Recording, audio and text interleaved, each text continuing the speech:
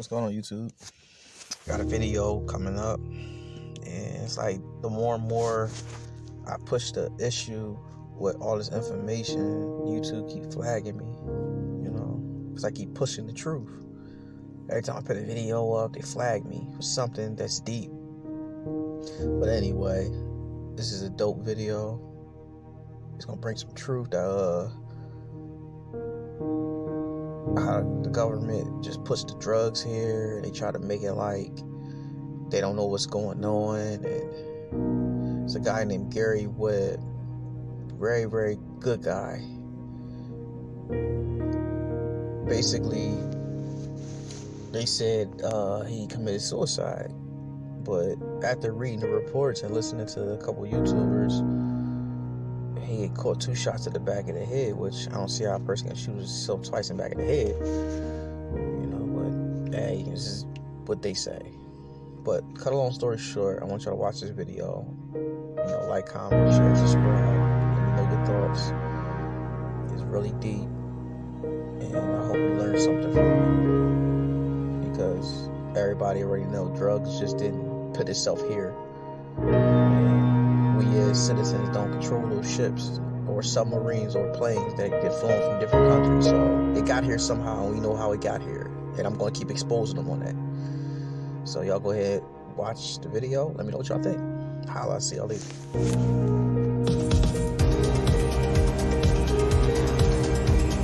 I will tell you, Director Deutsch, as a former Los Angeles police narcotics detective, that the agency has dealt drugs throughout this country for a long time.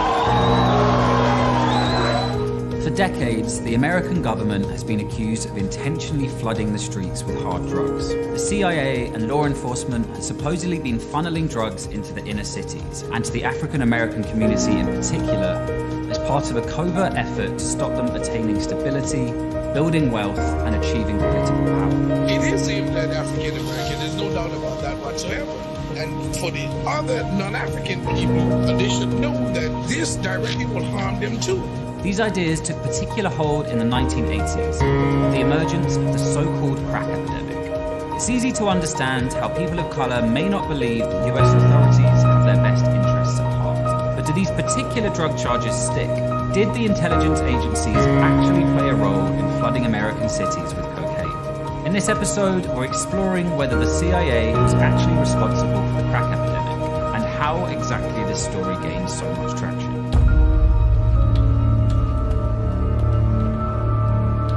The story of the CIA and crack cocaine doesn't actually begin on the streets of LA or Miami. It begins in the jungles of Central America. In 1979, the dictatorial government of Nicaragua was overthrown by socialist revolutionaries called the Sandinistas. In response, right-wing groups known as the Contras began a brutal paramilitary campaign, receiving money and weapons from the CIA as part of the Cold War struggle against the Soviet Union. If we cut off the freedom fighters, we will be giving the Soviets a free hand in Central America, handing them one of their greatest foreign policy victories since World War II. But in 1982, Democrats in Congress passed laws to cut off support for the Nicaraguan rebels. So the Contras and their CIA backers had to find new ways of funding their struggle. What they found was cocaine. By the late 1970s, more people in the US were snorting coke than ever before. Most of it imported from Colombia. In the early 80s, smokable cocaine, or crack, exploded across American cities. This proved to be a gold mine for countless organized crime groups, even those backed by the CIA. And today, cocaine and marijuana are found throughout our society from top to bottom. And that means corruption top to bottom, and gang war violence. The Contras were soon linked with Colombian cartels, and in 1985, reporters Robert Parry and Brian Barger broke an almost unbelievable story. They claimed Nicaraguan rebels were involved in cocaine trafficking, and that not only did the CIA know about these activities, they allowed them to continue in order to help fund the Contras' war effort. When Bob Perry and Brian Barger got a hold of a CIA report revealing that they were working in the mid-1980s with Contras fighting the Sandinista government, they were warned by their editors that this was not something that was going to make the people that own their newspapers very happy, and both of them ended up losing their jobs. At this point, the CIA strongly denied that they were involved in the drug trade. But on the streets, the rumors began to spread that the government was either actively or passively allowing crack to be sold. These remained just rumors until 1996, when a reporter with the San Jose Mercury News named Gary Webb picked up the story from a new angle. Webb investigated the case of Freeway Rick Ross, who in the early 1980s was the most important kingpin in LA's crack scene, and probably America's first ever crack millionaire. What's the most money you ever made in a day? $3 million. What Webb uncovered was that Ross's main cocaine supplier was a guy named Danilo Blandon, a Nicaraguan exile who funneled tens of thousands of dollars in cocaine profits back to the Contras through banks in Miami. Blandon, in turn, worked for Norwin Meneses, perhaps the biggest drug trafficker in Nicaragua, who had deep ties to the Contra leadership and was widely thought to benefit from CIA protection. The DEA had always tried to arrest Norwin Meneses, who was living openly and raising money for the Contras, but had never been able to build a case against him, and felt like there was something about this guy that must explain why they couldn't do that he was protected, in other words. And when Gary Webb's story came along, he not only showed where the connection was between Meneses and Blandon and Freeway Ricky Ross, but he also went into all this history and unveiled how there was a very large, well-documented crack distribution ring that had operated for years, with the CIA turning a blind eye. What's the process you go through? Okay, you're the guy on top, and where do you get your coke from? I was getting my coke from a guy by the name of Oscar Danilo Blandon, who also was my informant. He's the guy that set me up with the police. When I went to trial, we found out that he was what they call a Contra. The Contras was backed by the CIA, and it sparked this big investigation by this reporter called Gary Webb. In August of 1996, the Mercury News published Webb's reports in a 3-part series titled Dark Alliance. The story grabbed attention across the US, particularly amongst the African-American community, which had been targeted by law enforcement following the rise of crack. Tell America what the story is about. It was about a cocaine ring that operated along the west coast of the United States throughout most of the 80s. And some of the money they were making was going to support an army that the men who ran the cocaine ring worked for, called the FDN. This was an army that the CIA started in 1981 and supported. Better known to us, most of us who remember news, the Contras. Nowhere in Dark Alliance did Webb explicitly assert that the CIA was responsible for the crack epidemic, let alone that they intentionally sold the drug. But that was the narrative that got picked up in the popular imagination, probably not helped by the Mercury News illustrating the feature with an image of a guy smoking a crack pipe superimposed on the CIA logo. But the story took off not just due to his explosive claims, but also because of another new and highly addictive force that had begun to reshape American society: the internet.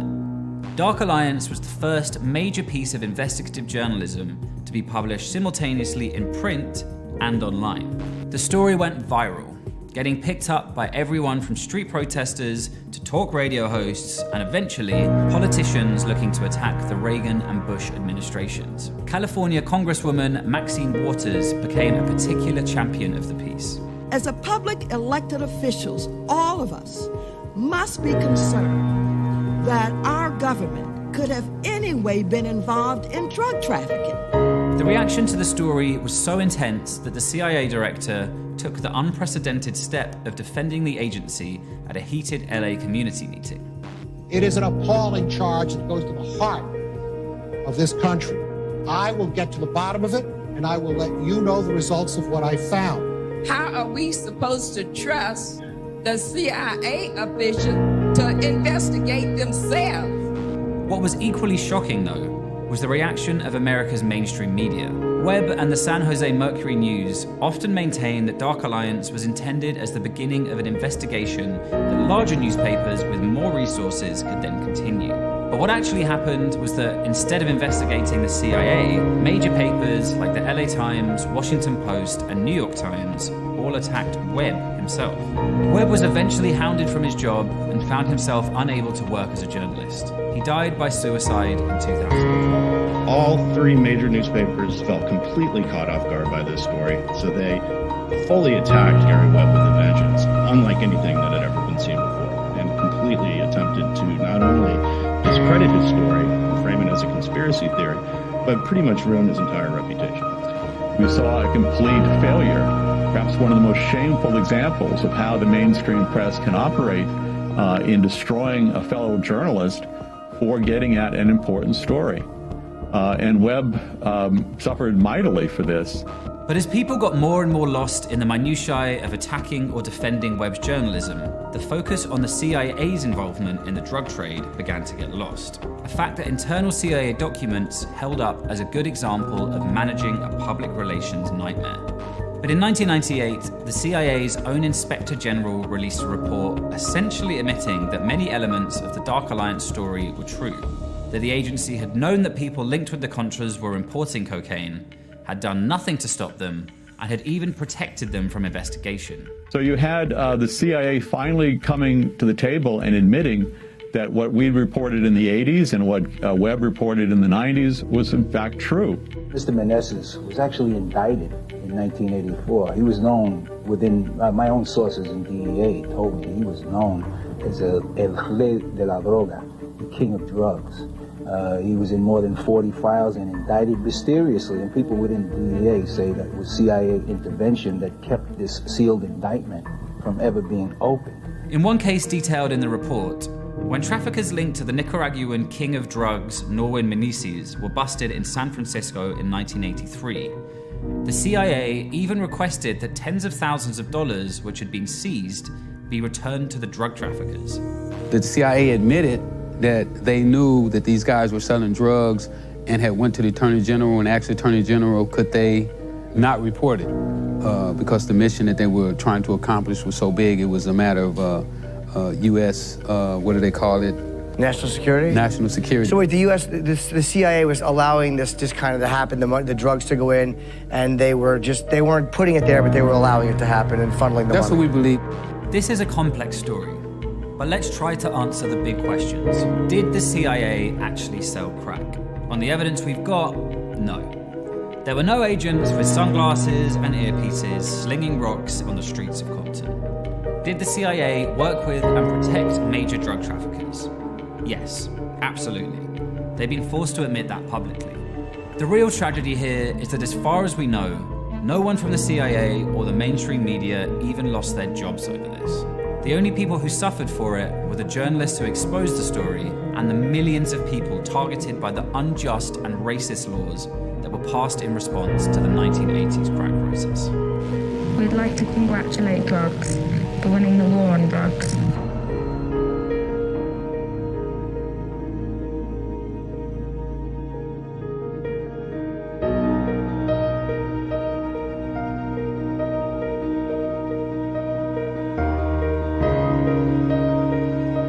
Investigative reporting is being sort of squeezed out of the picture, and I think intentionally, because it tends to ruffle feathers. I mean, it's good investigative reporting does ruffle feathers, and it draws lawsuits, and it gets newspapers in trouble.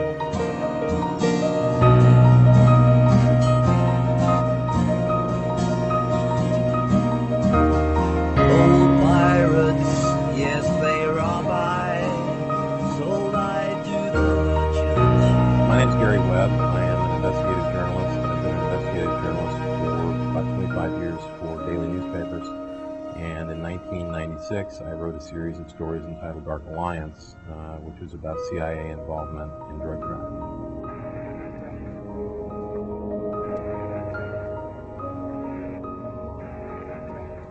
What my story showed was that the cocaine that was being sold in those neighborhoods was coming from mainly one source, and this one source was being used to finance a guerrilla war in Central America.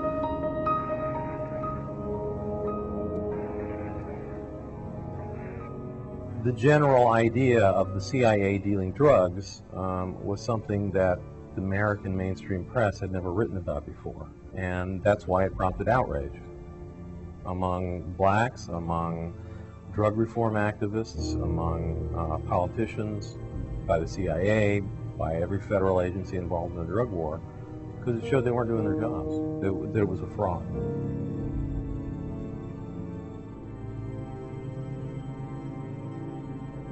Right after we published the stories, the the support we got from the media was very favorable. Newsweek magazine did a big piece on the story and said it was well documented and well researched. The website was getting like 1 million hits a day. There were marches in Watts, there were marches in Compton, there were candlelight vigils. Every California senator demanded an official investigation. So the story itself was really building momentum. The government reaction was no reaction. And this, I believe, was a very careful strategy, because nobody was going to believe the government if they came out and said we didn't do it. The proof was fairly overwhelming, since we had all these government documents showing that it had happened.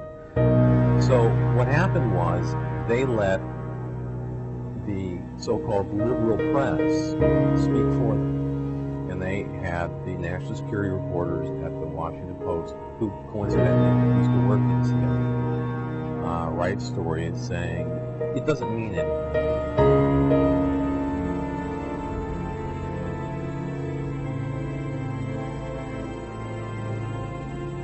It was a distraction from what the story said, and it became sort of a media war between the Mercury News, which stood behind the story at that point, and the rest of the establishment media, who wanted us to back away from it.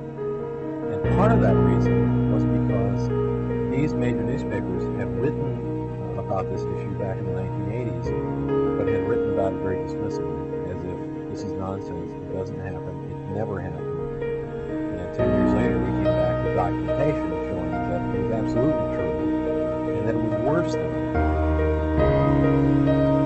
We had gotten the story out around them, and we had gotten it out in a big way that they could control, and that was through the internet.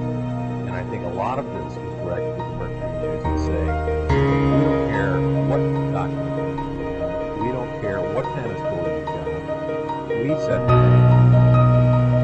And if we don't like the story, we will kill your story regardless of the truth.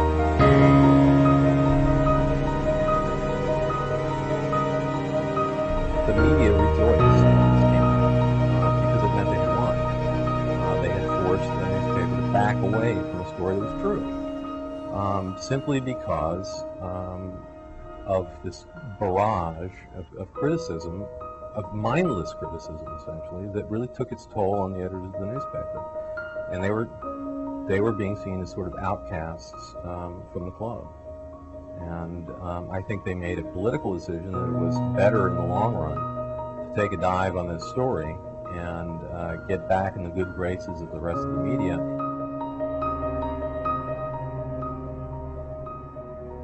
It was essentially a war between my editors and myself, because I wouldn't apologize for the story or back away from the story, and fought them on it publicly. And so they transferred me to a bureau that was 140 miles from where I lived, and I called in sick a lot.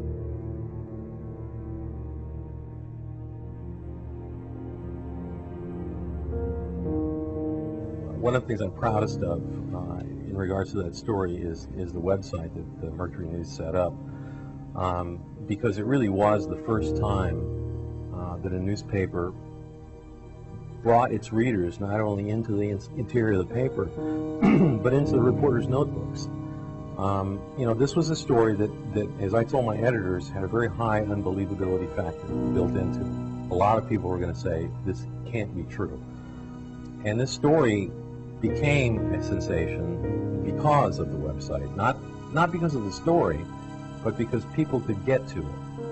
And they could never have gotten to it before, because the San Jose Mercury News is a small regional newspaper in Northern California that you couldn't read if you lived in New York, or you couldn't read if you lived in LA.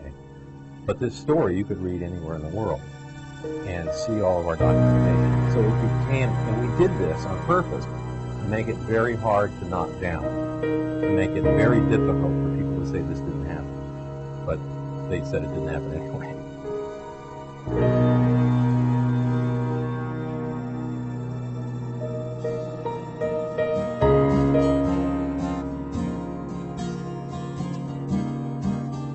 Old pirates, yes, they rob I, sold I to the merchant ships. Minutes after they took I along the bottomless pit.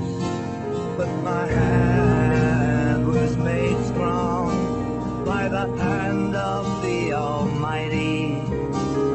We forward in this generation triumphantly. Won't you help to sing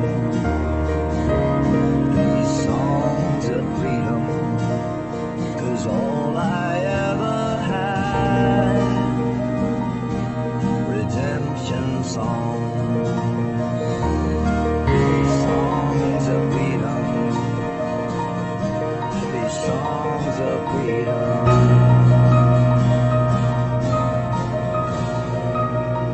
Authentic journalism is telling people something that the government doesn't want.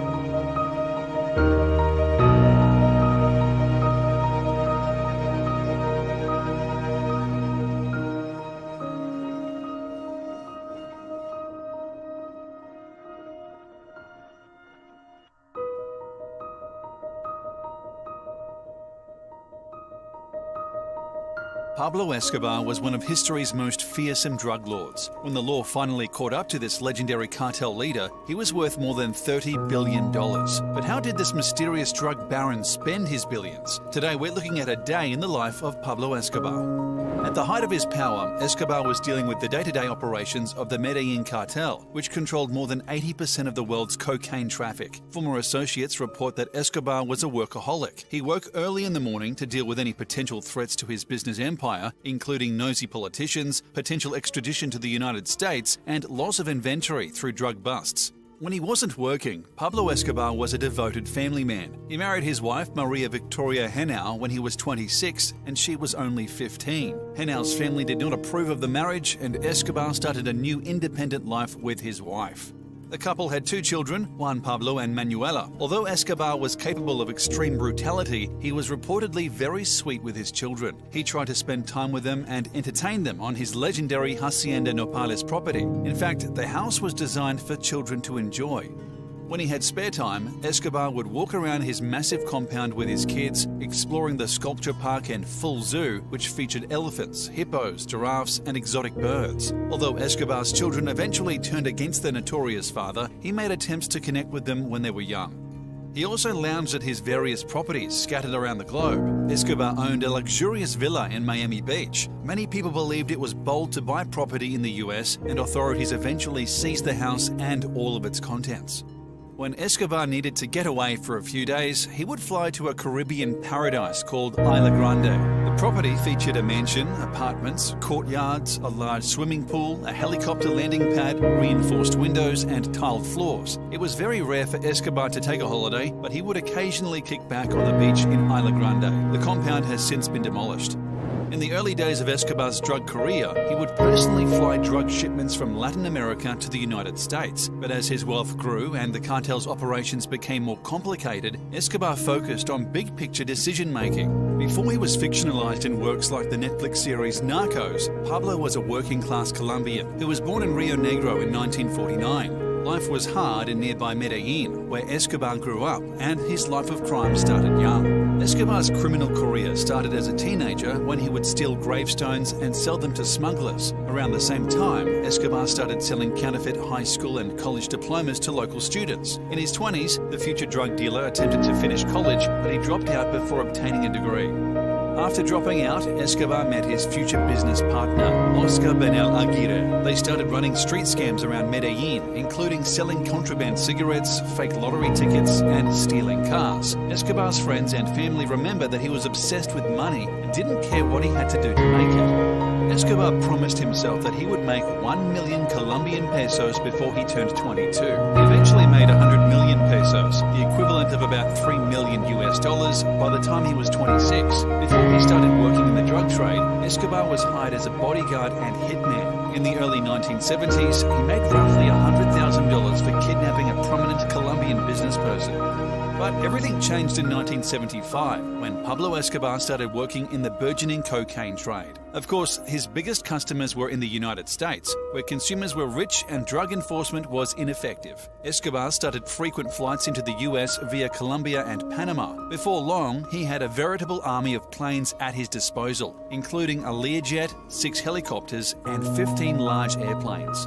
But in May 1976, Escobar was arrested leaving Ecuador with almost 40 pounds of cocaine. Escobar initially tried to bribe the Medellin judges who were handling his case, but when this failed, he simply ordered the murder of his arresting officers. This effectively scared the authorities and his case was dropped.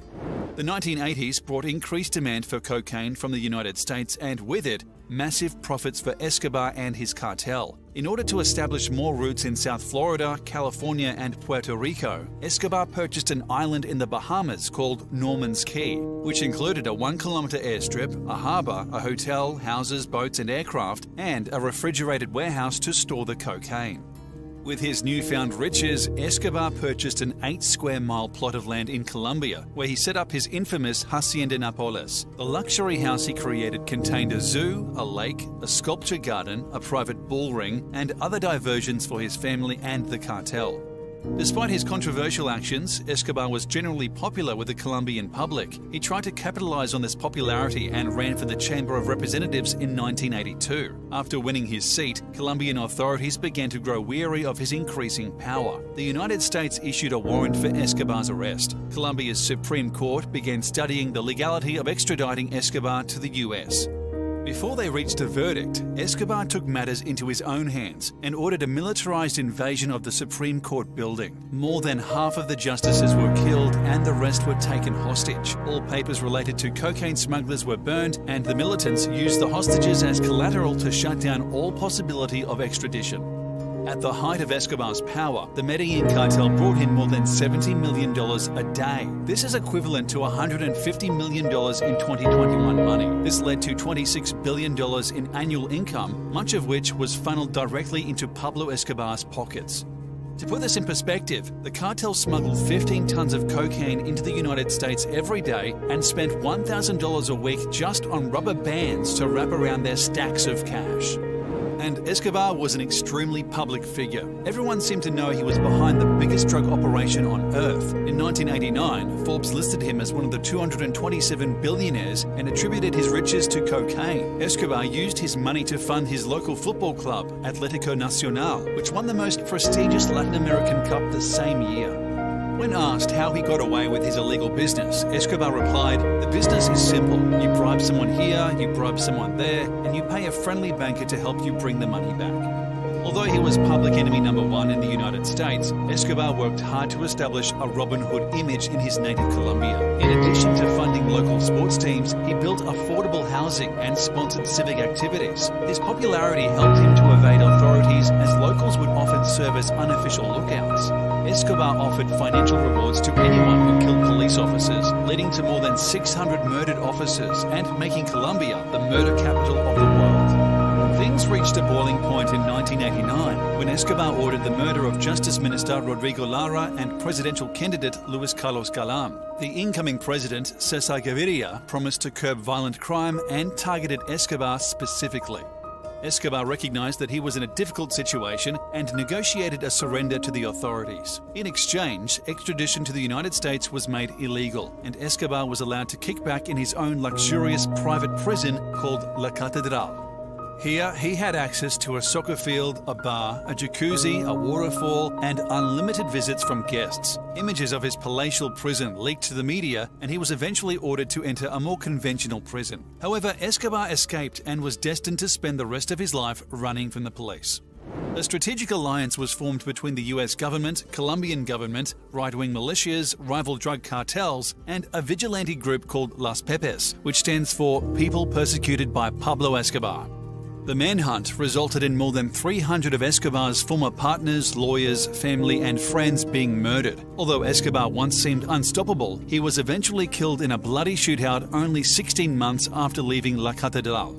His death caused great celebration around the world and mourning in his native Medellin. More than 25,000 people attended his funeral. After his death, Escobar's children, including Juan Pablo Escobar, became vocal critics of their father's violence. They believed that hard drugs should be legalized and regulated rather than continuing the failed war on drugs. Escobar's beloved Hacienda Nopales was surrendered to the government, and it now serves as a family theme park.